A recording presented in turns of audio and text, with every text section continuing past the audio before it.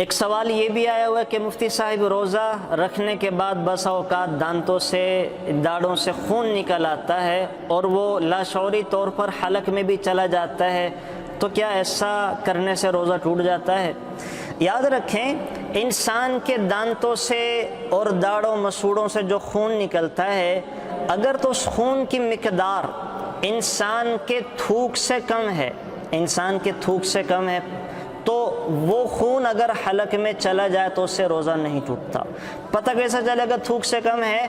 اگر تھوک سے کم ہوگی تو انسان کو اس خون کا ذائقہ حلق میں محسوس نہیں ہوگا، تو جب ذائقہ محسوس نہیں ہوا تو روزہ بھی نہیں ٹوٹے گا۔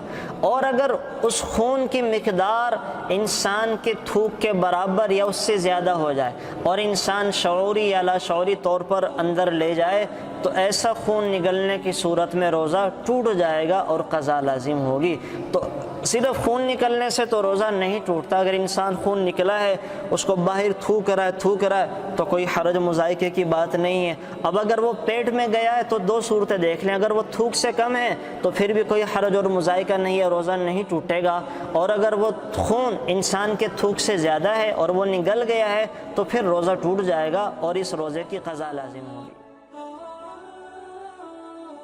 Thanks for watching.